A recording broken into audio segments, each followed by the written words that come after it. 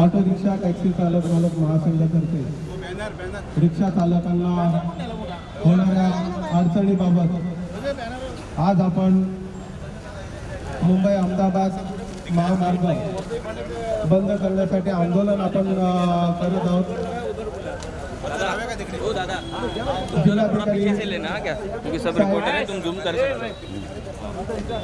जिल्हाधिकारी साहेब यांनी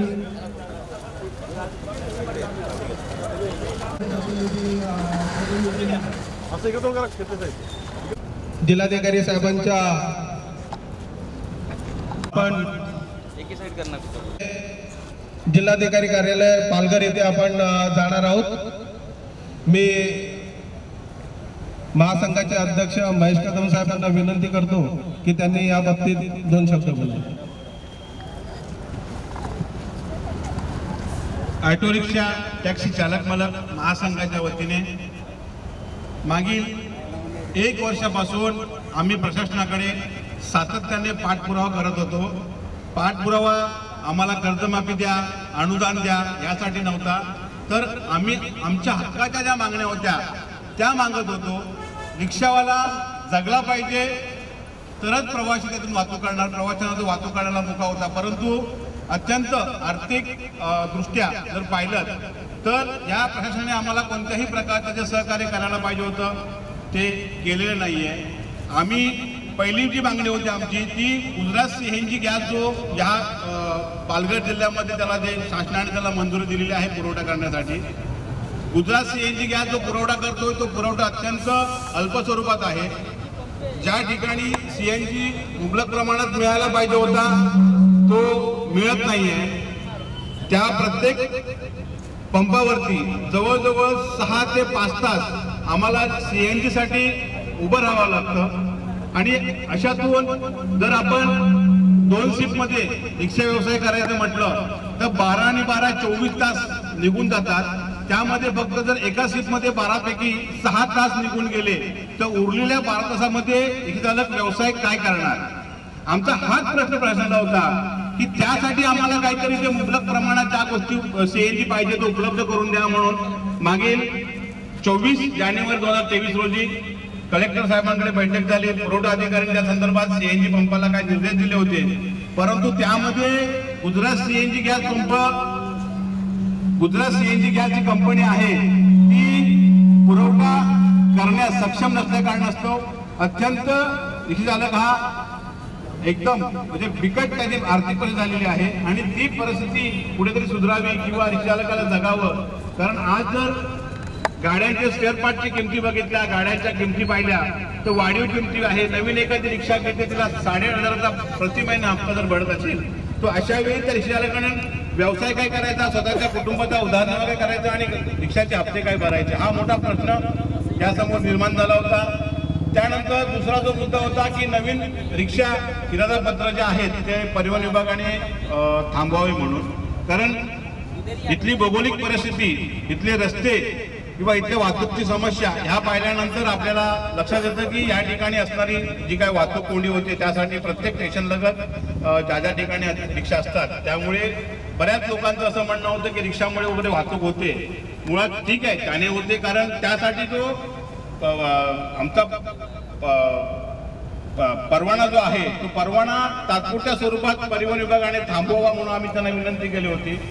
त्या स्वरूपातही परिवहन विभागाने कोणत्याही प्रकारची आम्हाला तसं लिखित कोणत्याही प्रकारचं उत्तर दिलेलं नाही आहे। तिसरा जो मुद्दा होता तो मागील ऑक्टोबर महिन्यामध्ये महाराष्ट्र राज्याचे उद्योगमंत्री माननीय उदयजी सामंत साहेब यांच्या अध्यक्षतेखाली मंत्री म्हणजे मंत्रालयामध्ये बैठक झाली। त्या बैठकीमध्ये रिक्षा चालकांचं कल्याणकारी महामंडळ घोषित केलं।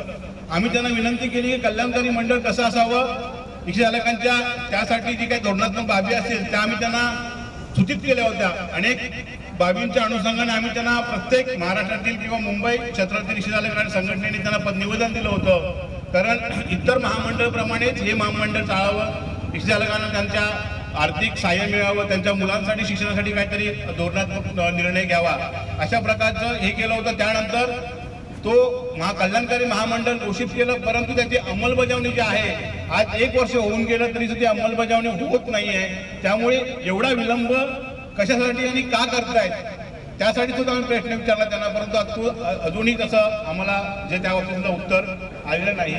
त्यानंतर सर्वांनाच माहिती आहे किंवा सर्वसामान्य माणसाची कोरोना काळामध्ये झालेली जी स्थिती होती, जगावं की मरावं असा प्रश्न निर्माण झाला होता। त्यावेळी सोशल डिस्टन्सिंगच्या माध्यमातून किंवा कोरोनाचा जो वाढता प्रभाव होता तो रोखण्यासाठी शासनाने लॉकडाऊन चालू केलं, त्या लॉकडाऊनमध्ये सुद्धा फक्त अत्यावश्यक वाहनांना परवानगी दिली होती. आणि असं करत असताना काही ठिकाणी रिक्षा व्यवसाय, ज्या काही रिक्षा होत्या, टॅक्सी होत्या, त्या सुद्धा बंद करून ठेवल्या.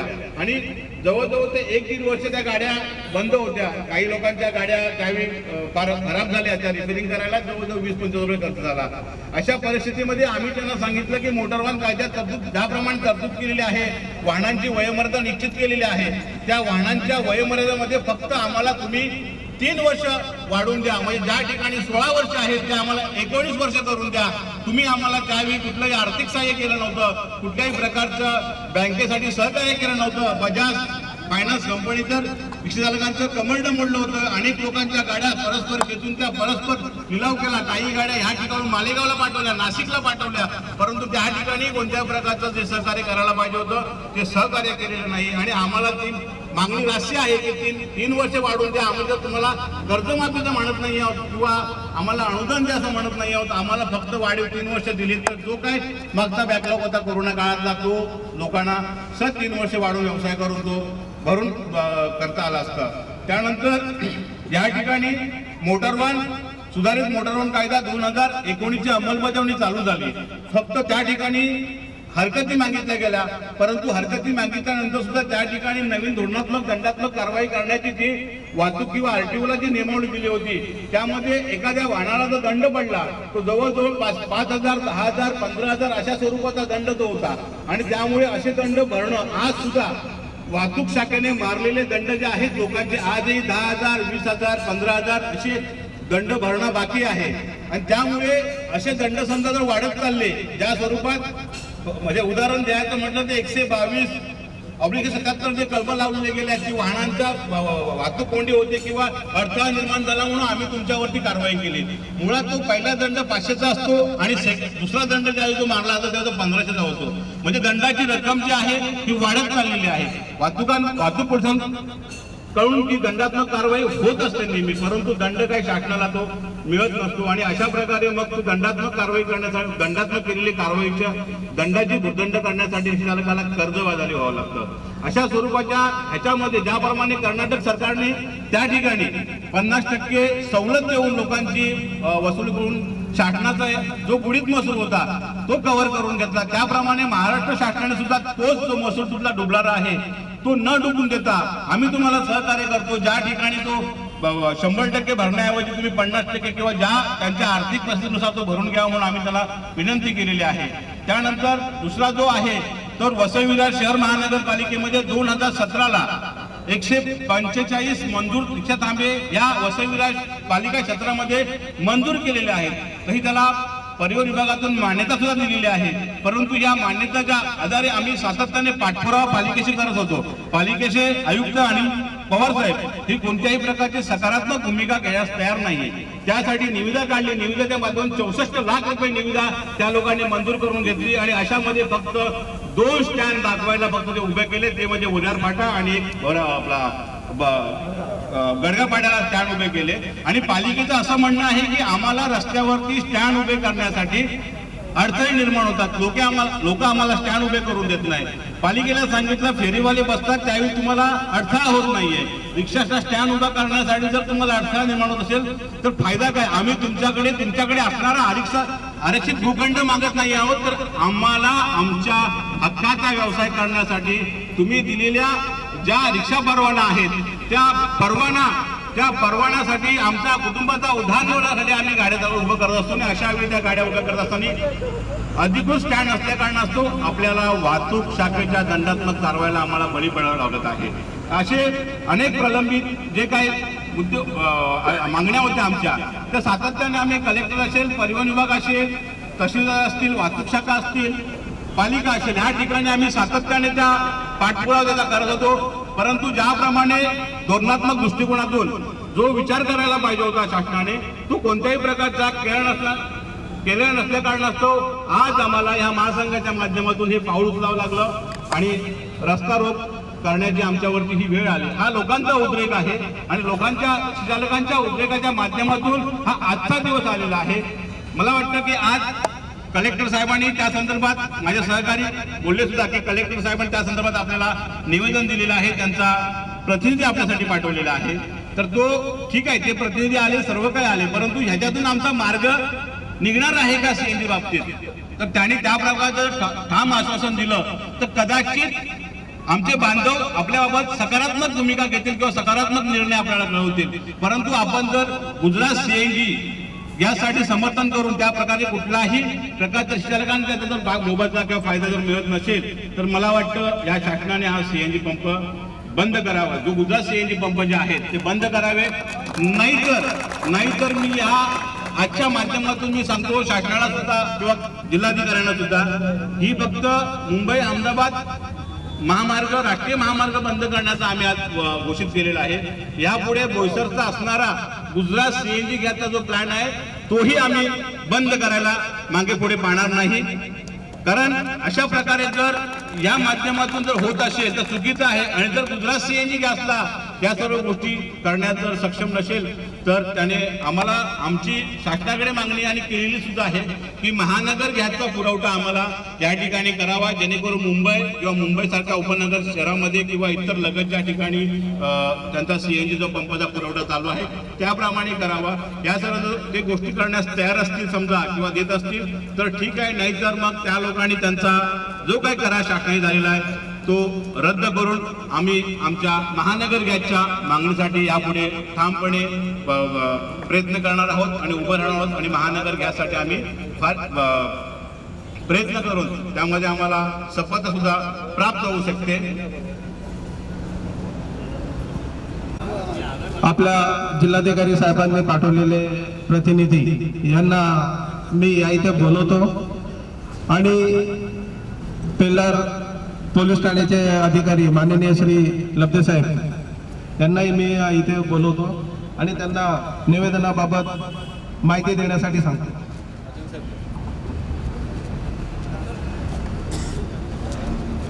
ऑटो रिक्षा टॅक्सी चालक मालक महासंघ यांनी आज जे निवेदन दिलेलं आहे त्या निवेदनाच्या अनुषंगाने माननीय जिल्हा पुरवठा अधिकारी यांनी आज सभा आयोजित केलेली आहे. सभेची वेळ 12 वाजता आहे.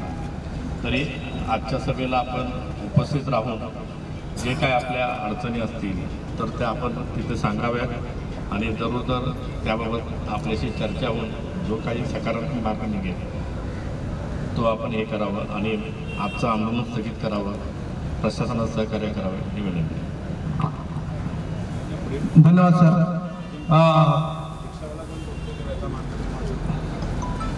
मी आपल्या उपस्थित असलेल्या रिक्षा चालकांमध्ये कोणाला व्यथा मांडायची असेल तर त्यांना विनंती करतो की पुढे यावं.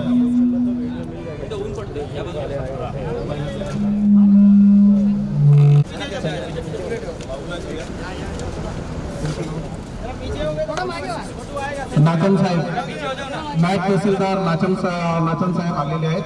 ते आता महासंघाचे अध्यक्ष महेश कदम साहेबांना निवेदन देत आहेत.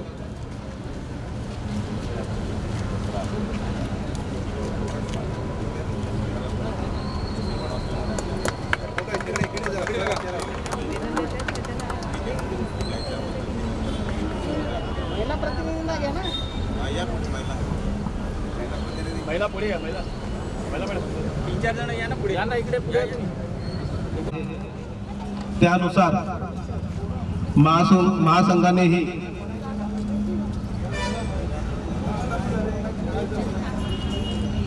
सहकार्याची भूमिका घेऊन आता या इथून जिल्हाधिकारी साहेबांनी जी 12 वाजता बैठक बोलवली आहे त्यासाठी महासंघाचे पदाधिकारी त्या तिथे प्रस्थान करतील आणि बैठकीला उपस्थित राहतील.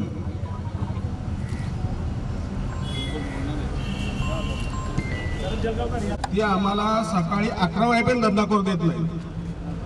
जसा महापालिकेकडे लागतात तसं ती गाड्या लावून भरतात. हा, आणि प्रायव्हेटची वाहन आहे ती रिक्षाला 1 रुपया मिळत नाही, एक पैसे राहत करत नाही. फक्त तेवढी माझी विनंती आहे.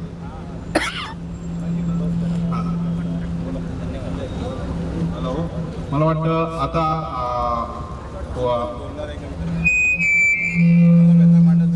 व्यथा तुम्हाला बोलून 2 मिनिटं 1 मिनिट.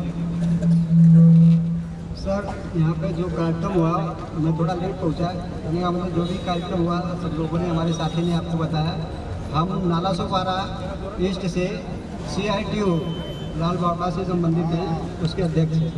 और वहाँ पर नाला सोपारा में हम जब एप्लीकेशन देते हैं तो 4 दिन कार्रवाई होती है, उसके बाद बंद हो जाता है. वहाँ पर प्राइवेट बस और मैजिक अनियंत्रित रिक्शा दुनिया भर का चलता है. जब हम कुछ करते हैं तो 4 दिन कार्रवाई होती है, उसके बाद बंद हो जाता है और मेरे ऊपर कार्रवाई होती है. कहने का मतलब कि वहाँ स्टैंड नहीं है. एक तरीके से स्टैंड जो बनाया गया है उसको अनलीगल माना जाता है. कहते हैं कि तुम्हारा स्टैंड है कहाँ, जबकि महानगर पालिका ने 2012 में हमको 3 स्टैंड बना के दिया, लेकिन उसने तो लीगल नहीं किया. वहाँ पर RTO, वाहतूक विभाग और जो है कि रुमेश नाइक और सब लोगों ने मिल करके 3 स्टैंड को कायम किया, जिसमें एक स्टैंड है दुबई स्टेट के सामने से जाता है और दूसरा स्टैंड है ब्रिज के नीचे से पुलिस चौकी के सामने.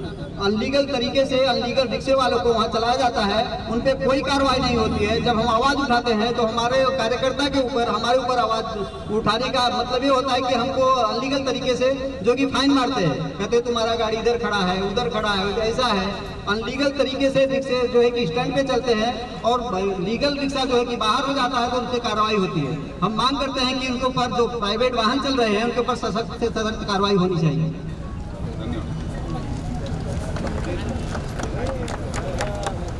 आपण जे आंदोलन केलेलं आहे त्याला जिल्हाधिकारी कार्यालयातून सकारात्मक प्रतिसाद मिळाला आहे.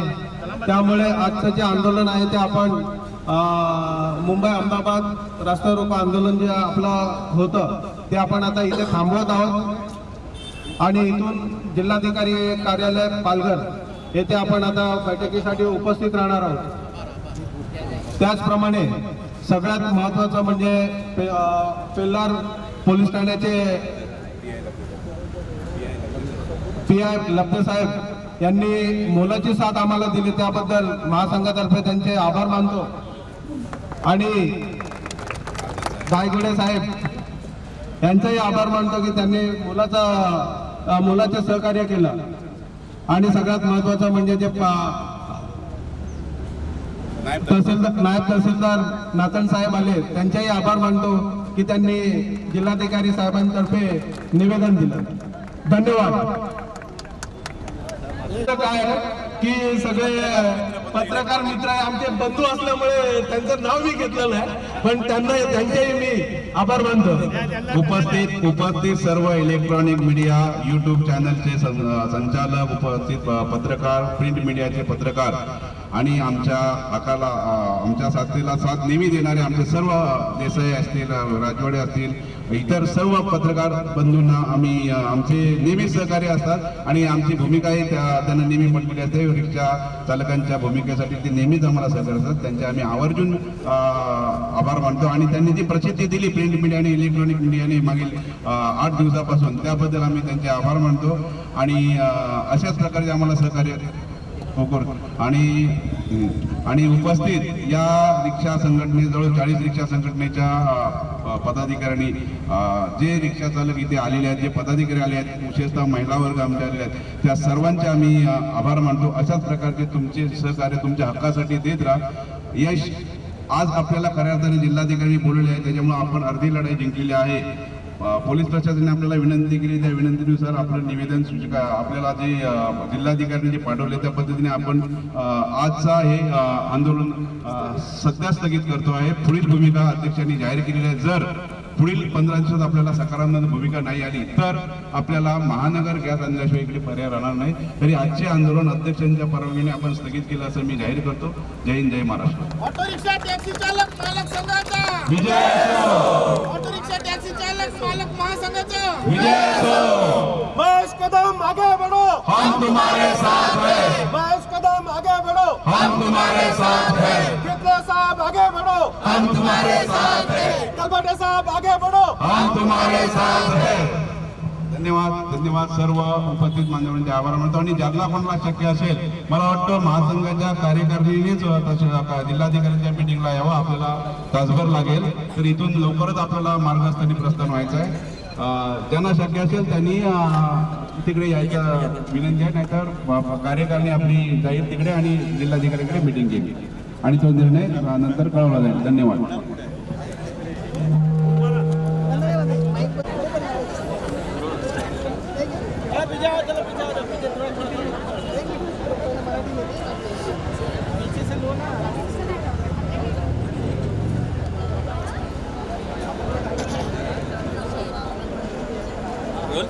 सर काय सांगाल, आज तुम्ही रास्ता रोको करणार होते, काय काय आश्वासन देण्यात आलं?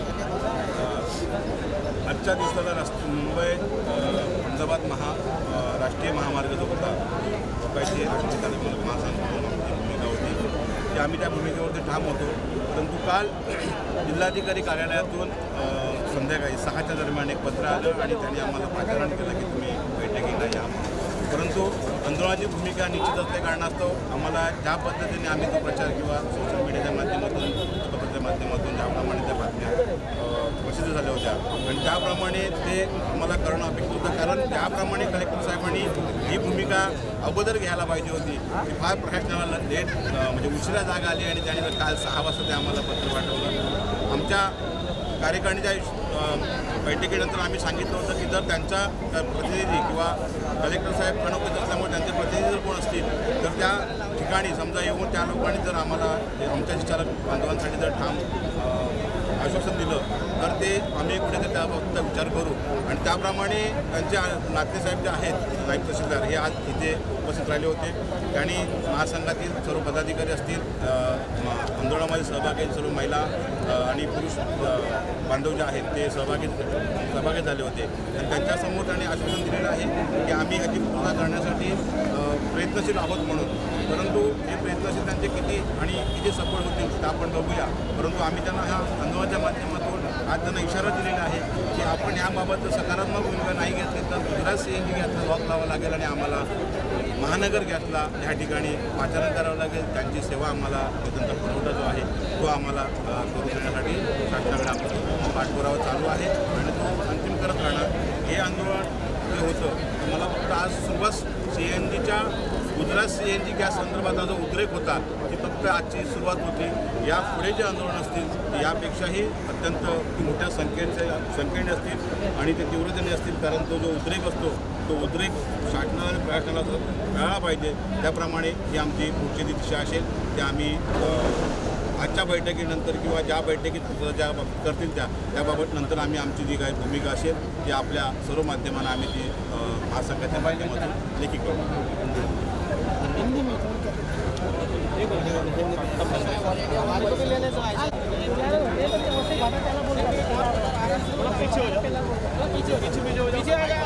जिलाधिकारी कार्यालय के प्रतिनिधि नायब तहसीलदार और नाते साहब थे वो यहाँ पे आ गए. आने के बाद यहाँ जो इतना हम लोग का संगठन यहाँ खड़े थे उनको संबोधित किया है कि अपने को जिलाधिकारी कार्यालय में ये CNG के लिए CNG के जो व्यवस्था यहाँ के लोकल के व्यवस्थापक है उनको और महासंघ को मीटिंग के लिए 12 बजे बुलाया गया है. तो प्रतिनिधि भेजा यहाँ पे सकारात्मक वो लोगों ने बात किया लेकिन मांगी पिछले 1 साल से ये हम लोग की मांग थी. ये 24 जनवरी 2023 को भी ऐसी बैठक हुई थी. वहाँ पे भी CNG गुजरात गैस ने हमको वादा किया था कि अपन कुछ ना कुछ करेंगे लेकिन जो हिसाब से करना चाहिए वो किया नहीं. उसमें खाली या 1 या 2 उसने जो पंप है वो चालू किया. उसके बाद 10 पंप का उसने वादा किया था वो नहीं कर पाया. हम लोग ने इंतजार किया कि कर रहे हैं कि नहीं कर रहे हैं लेकिन उसको इंडस्ट्री के लिए और घरेलू गैस के लिए अगर गुजरात CNG वाले को इंटरेस्ट है तो मैं आपके माध्यम से यहाँ की गवर्नमेंट को बोलता हूँ उसको अगर वो है तो उसको वही करने दो. हमको जिंदा रखने के लिए या हमको ये करने के लिए आप हमको महानगर गैस का यहाँ पुरवठा करने के लिए हम लोग मांग है और हम लोग वो मांग लेके आज हमको महानगर गैस वालों को भी लिखित हम लोग दे दिए और गवर्नमेंट को महाराष्ट्र शासन को भी लिखित दे दिया कि हमको गैस यहाँ पर मांग गुजरात CNGच्या विरोधात आज वसईमध्ये रिक्षा चालकांचं आंदोलन पाहायला मिळालेलं आहे. माझ्यासोबत आहेत काही महिला रिक्षा चालक आहेत. आपण त्यांना विचारूया का कशा प्रकारे हा नेमका त्रास जो CNG गुजरात CNGचा जो त्रास असतो कशा प्रकारे सहन करावा लागतो. पण तासोन तास रांगेमध्ये उभे राहून नंतर CNG भरावा लागतो. नेमक्या तिथे समस्या काय तुम्ही जेव्हा जाता नमस्कार. आज आम्ही आमच्या महासंघाने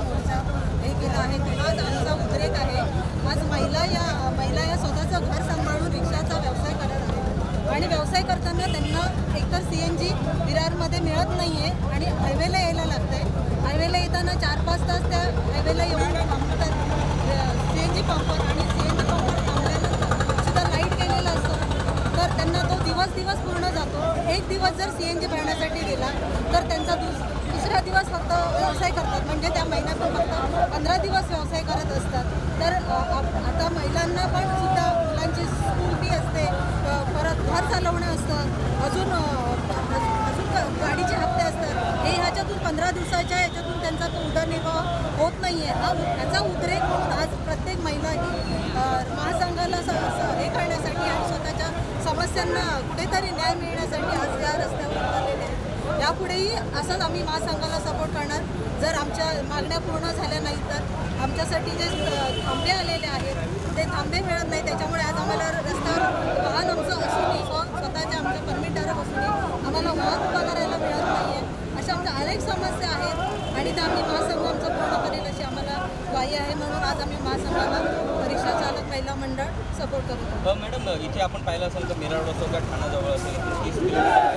इथे महानगर गॅसची सुविधा एकदम चांगली सुविधा आहे. ही सुविधा इथपर्यंत येत नाही. कारण काय असतील तुम्हाला काय वाटतं? काय कारण असतील? ह्याच्यामागे काही वरदहस्त असू शकतात. कारण आमच्याकडे गुजरात CNG पंप आहे आणि गुजरात CNG पंपाचा पुरवठा होणं गरजेचं आहे, पण जसा पुरवठा व्हावा तसा होत नाही आणि ह्याचा परिणाम जास्त पुरुषांपेक्षा महिलांना जास्त होतो. कारण महिला ह्या आपला घर सांभाळून आपला व्यवसाय करत आहेत, तर महिलांना याचा खूपच त्रास होत आहे आणि पुरुष वर्गालाही याचा खूपच त्रास होत आहे. नक्कीच आता पुढे जाऊन जर ही समस्या महिला रिक्षा आता महासंघाच्या भूमिका घेतील त्याला आम्ही 100% प्रतिसाद देणार आणि महासंघ जे निर्णय घेतील त्याला आमचा पाठिंबा असेल. नक्कीच अशी गुजरात CNGमुळे जो काही त्रास इथल्या रिक्षा चालकांना, महिला रिक्षा चालक असो किंवा पुरुष रिक्षा चालक असो, जो काही त्रास सहन करावा लागतो त्याच्याच अनुषंगाने त्याच्याच विरोधात आज रिक्षा चालकांनी आज मुंबई अहमदाबाद राष्ट्रीय महामार्गावर हे आंदोलनाचा इशारा छेडला. मात्र इथल्या स्थानिक पोलिसांनी परिस्थिती पांघरून हा पूर्णतः आंदोलन हे आता स्थगित केलेलं आहे अशी माहिती मिळत आहे. जयराज राजवडे, जय महाराष्ट्र न्यूज, वसई. आज हम ये ऑटो रिक्शा यूनियन की जो स्ट्राइक है उनमें जो स्त्रियां हैं उनसे बात करते हैं, उनको क्या तकलीफ उठानी पड़ रही है। मैडम, आप लोग सब रिक्शा चलाते हैं? हम लोग सब ये सब लेडीज़ लोग रिक्शा चलाते हैं, वो अपना घर संभाल के रिक्शा चला रहे हैं. उन लोग को CNG नहीं मिल रहा है. CNG पेट्रोल पंप पर जब जाते हैं तो 4-4, 5-5 घंटा उधर उनको खड़ा करना होता है. बाद में उधर उनका नंबर आता है तब लाइट चली जाती है, तो उनका पूरा दिन ही वैसा ही जाता है. और वो लोग कैसे घर संभालेंगे, क्योंकि पूरा दिन एक दिन पूरा गैस के लिए जा रहे हैं, तो वो लोग दूसरे दिन खाली रिक्शा चला रहे हैं. तो महीने का 15 ही दिन चला रहे, उसमें भी बच्चे लोग का बीमारी रहता है, बच्चे लोग का कुछ प्रॉब्लम रहते हैं, तो वो लोग का 10 या 15 दिन ज़्यादा वो बिजनेस कर रहे हैं. तो वो बिजनेस के हिसाब से उन्होंने लोन लिया है. हम लोग लोन लेके गाड़ी के लिए है, तो गाड़ी का हफ्ता भी नहीं भर सकते. एक तो बजाज वाले हमारे मतलब गोली रख के खड़े रहते, अगर हमारे एक हफ्ता नहीं गया तो गाड़ी उठा के लेके जा रहे. इतना बहुत सारा दिक्कत है. तो हम लोग की यही मांग है महासंघ के द्वारा, हमारे इधर महानगर गैस आना चाहिए. नहीं तो CNG जो दे रहे गुजरात CNG वो तो बराबर से देना चाहिए. और हम लोग को हमारे विरार में तो CNG पंप है, लेकिन उधर कभी CNG मिलता नहीं, तो 2-2 घंटा और हाईवे से आना पड़ता है. तो इतना सारा एक्सीडेंट हो जाता है. अगर एक लेडीज़ का एक्सीडेंट हो गया तो उसका पूरा घर बर्बाद हो रहा है. ये अपने सरकार को समझना चाहिए. इसलिए हम लोग उग्र आंदोलन करने उसमें सहभाग ले रहे हैं. मैडम, देखिए इनका एक अनोखा आंदोलन करने का प्रकार है और लेडीज़ लोगों को, स्पेशली लेडीज़ ऑटो ड्राइवर जो है उनको काफ़ी प्रॉब्लम हो रही है. गैस भरने में 4-4, 5-5 पूरा दिन निकल जाता है और फिर उनको घर भी संभालना पड़ता है. तो ये सरकार को इनके प्रति ध्यान देना चाहिए. इनका ये जो समस्या है वो दूर करना चाहिए. धन्यवाद.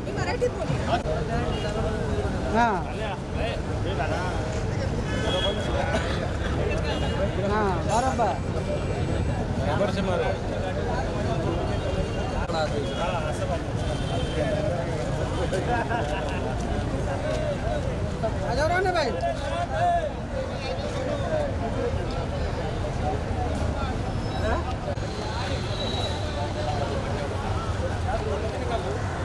Okay, thank you. कुठे सुरू लागला आपला गेम होईल चिपकू नको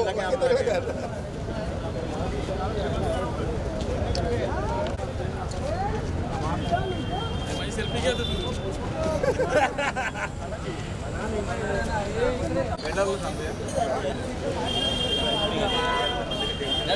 कोण केला तो असं असं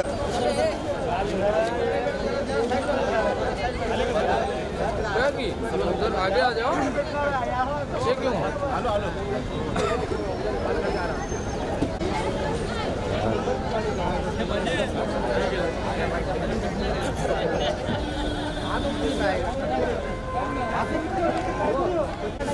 आंदोलन किया है, क्या कारण है इस आंदोलन का? आंदोलन ये था कि यहाँ के हमारी 7 या 9 मांगनी प्रामुख्याने थी जो लोग कर रहे थे एक साल से। इसमें प्राधान्य ने जो मांगनी फर्स्ट थी, हम लोग को गुजरात CNG के बारे में जो दिक्कत थी, हमारे रिक्शा वाले जो गुजरात CNG पर यहाँ पे जो सेवा दे रहे हैं वो अल्प रहने से वजह से 5-5, 6-6 घंटे यहाँ पे लोगों को लाइन लगाना पड़ता है और लाइन में से 12 घंटे में 6 घंटे लगेगा, बचा 6 घंटा। तो 6 घंटे में ये सब व्यवसाय कैसे कर पाएंगे? उनको भी सब बाल बच्चा है, स्कूल का फीस है, उनका घर का सब देखने का है। जो सर्वसामान्य इंसान को जो दर्जा रहता है वो भी इसको भी है, वो भी सर्वसामान्य है। अगर वो नहीं दे पा रहे हैं गुजरात CNG गैस, तो हम लोगों ने बोला कि अगर वो देने के लिए राजी नहीं है, इतना पुरोड़ा करने के लिए अगर समर्थन है, तो आप महानगर गैस के लिए हम लोग अप्रोच करने का शासन को बताया है, जिलाधिकारी को हम लोगों ने बताया है। तो कुछ उनको वक्त दिया था, वक्त में खाली एक को उसने चालू किया, अभी वापस किया कि हम लोग 4 चालू कर रहे हैं, लेकिन 10 बोलने के बाद 2 चालू करेगा उसका मतलब नहीं होता, उसका असर नहीं गिर रहा है कुछ पंप के ऊपर। तो इसलिए हम लोगों ने उसको बोला कि अगर ये सेवा देने के लिए अगर नाखुश रहेंगे, आप सेवा देने के लिए आप अगर समर्थन नहीं रहेंगे, तो हम लोग CNG आपका गुजरात CNG गैस के ऊपर बैन करके हम लोग जो महानगर का गैस है वो हम लोग यहाँ पे लाने के लिए हम लोग की पूर्णतः हम लोगों ने तैयारी की है। आज इस आंदोलन में कितने लोग उपस्थित रहे? आज के आंदोलन में जो रिक्शा चालक थे बहुत सारे यहाँ पे आए हुए थे। लोकेशन के बारे में जो ये हुआ था पहला पेट्रोल पंप और ये इसकी वजह से यहाँ आते और बहुत सारे ट्रैफिक की वजह से यहाँ पहुँच नहीं पाए। लेकिन ये जो आज हम लोगों ने बताया ये टेलर था, इससे आगे जो जितना आंदोलन होएगा वो इससे ही भारी रहेगा। अगर वो CNG गुजरात CNG गैस पुरवठा असफल रहेगा तो हम लोग इससे ज़्यादा उग्र आंदोलन करेंगे और जो हम लोग की आंदोलन की दिशा रहेगी वो आप प्रसार माध्यम से हम उसको तुरंत। अभी आपको क्या आश्वासन दिया गया? अभी जिलाधिकारी कार्यालय से उनका प्रतिनिधि आए थे नाथने साहब, वो निवेदन दे के हमको चले गए कि वो बोले कि आपकी मांग जो है वो सकारात्मक बातों करने के लिए गुजरात CNG गैस के एग्जीक्यूटिव और हमारे महासंघ के जो कमेटी के सदस्य हैं इनको आज 12 बजे तहसीलदार कार्यालय में जिलाधिकारी की अध्यक्षता के ये बैठक आज आयोजित किया है। इसलिए हम लोग ये आंदोलन यहाँ पे करके प्रशासन को हम लोगों ने मदद ये किया है कि ठीक है आप अगर बोल रहे हैं तो हमको एक मौका आपको देता है। अगर इसके बाद मौका नहीं आएगा तो हम उसको बोला है कि बोईसर में जो गुजरात CNG प्लान है वो हम लोग आगे बंद करेंगे।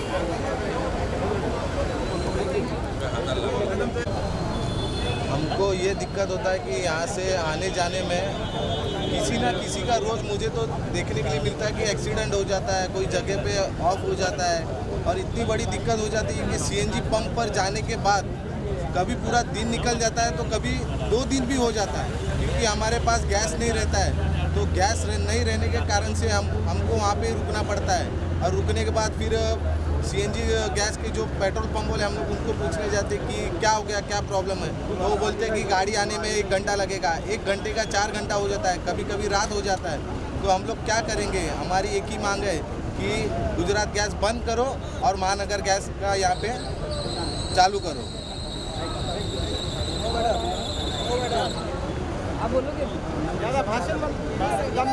रिक्षा चालकांच्या व्यवसायावरती परिणाम होत आहे। त्यांना अधिकृत जे 145 रिक्षा स्टँड मिळाले आहेत त्या रिक्षा स्टँडला अद्यापही महानगरपालिकेने अधिकृत वाहनतळ असे बोर्ड लावलेले आहेत। त्याच्यामुळं वारंवार आम्हाला तेच समस्यांना प्रॉब्लेम आहे। सहन करावं लागत आहे.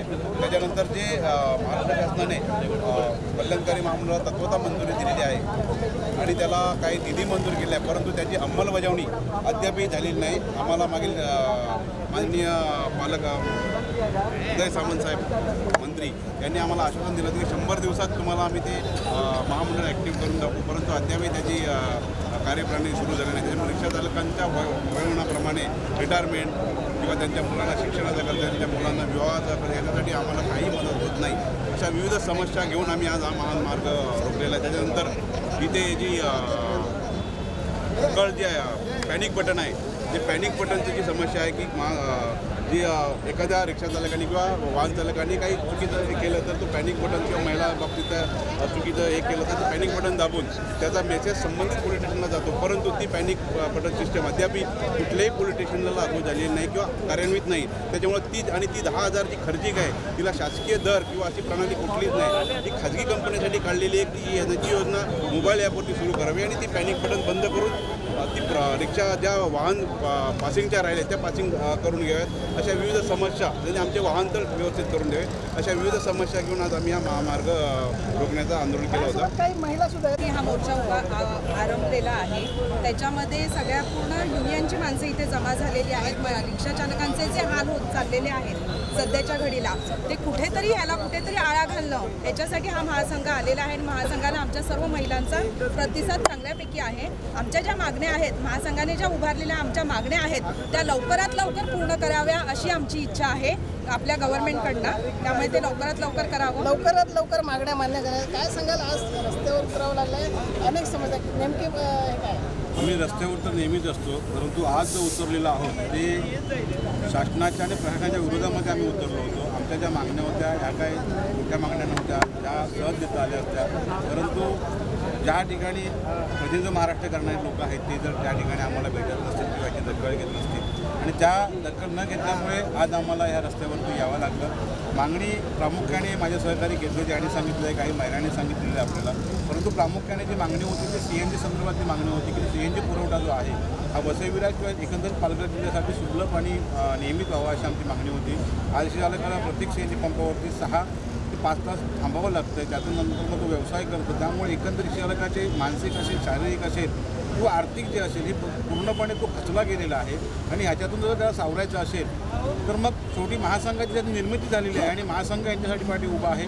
जे त्यांना ज्या गोष्टी करायच्या आहेत कायदेशीररित्या ज्या गोष्टी त्यांना मागण्या पूर्ण करायच्या महासंघ त्याच्या सातत्याने त्यांच्या पाठी उभं राहणार आहे आणि ह्या मागण्यात आम्ही शासनदरबारी पाठपुरावा करणार आहोत. नाही जर या संदर्भात सकारात्मक किंवा गुजरात CNG गॅसने पुरवठा करण्याचा सफल झाला तर आम्ही आमच्या गुजरात CNG गॅस पुरवठा मोहिमेवरती ठाम असणार आणि महानगर गॅस ह्या ठिकाणी सेवा पुरवठा करावा म्हणून आम्ही शासनाकडे महानगर गॅसच्या संबंधित संस्थेकडे आम्ही त्या पत्र्यावर चालू आहे. सर या ठिकाणी जे गुजरात गॅस आता सध्याच्या CNG कंपनी प्रेशर नसतो त्यामुळे अर्धा भरला जातो, त्याबद्दल काय? प्रेशरचं असं आहे की जर आपण एक उदाहरण म्हटलं तर 1200ची गाडी समजा आली, मुळात सांगतो तुम्हाला की हे ट्रान्सपोर्ट म्हणजे वाहतूक स्वरूपात CNG पुरवठा आहे, ऑनलाईन स्वरूपात नाही आहे. त्याच्यामुळे काय होतं की एखाद्या वाहनातून तो CNG 1200 किलो आणला पंपावरती तर त्यातील फक्त एक 900 किंवा 950 त्यांचे 1000 किलो जो CNG असतो तो फक्त तिथं भरला जातो, बाकीचा CNGना परत घ्यावा लागतो. एक झालं. त्यानंतर समजा अशा CNGच्या वेळी समजा एखाद्या वेळी वीज पुरवठा खंडित झाला तर परत तो कॉम्प्रेसर चालू करण्यासाठी अर्धा पाऊण जातो. म्हणजे एखादी समजा वीज पुरवठा खंडित असेल किंवा तांत्रिक बिघाडा का निर्माण झाला असेल मशीनला तर त्याप्रमाणे जी गुजरात CNG गॅसची सेवा किंवा त्यांच्या करारामध्ये ज्याप्रमाणे म्हटलेल्या सेवा आहेत त्या देण्यात सफळ नसतील तर मग अशाप्रमाणे आम्ही आमच्या यातनं आम्ही ह्यांच्या आर्थिक फायद्यासाठी आम्ही आमच्या यातनं का भोगावा. या ठिकाणी आर्थिक यातना आहेत, तुमचं पुढचं पाऊल काय असेल? पुढचं पाऊल आमचं असंच आहे की आम्ही आता सांगितल्याप्रमाणे तुम्हाला की गुजरात CNG हटाव आणि महानगर CNG आणा आणि आमचा व्यवसाय वाचवा ही आमची भूमिका असणार आहे. त्यासाठी ह्यापुढील जी धोरणं असतील ती महासंघाच्या माध्यमातून आज जिल्हाधिकाऱ्यांच्या कार्यालयात होणाऱ्या बैठकीच्या अनुषंगाने पुढची आमची जी दिशा असेल तर आम्ही लवकरच प्रसारमाध्यमांशी व्यक्त करू. या ठिकाणी जर गुजरात गॅसला जर सक्षम झालं नाही आणि त्यांना जर हटवलं नाही तर महासंघ या ठिकाणी मोठं आंदोलन करेल असं या ठिकाणी अध्यक्षांनी सांगितलं आहे. विजय देसाई, न्यूज 18 लोकमत, वसई. गोळे साहेब गाडी तिकडे आहे. गोळे साहेब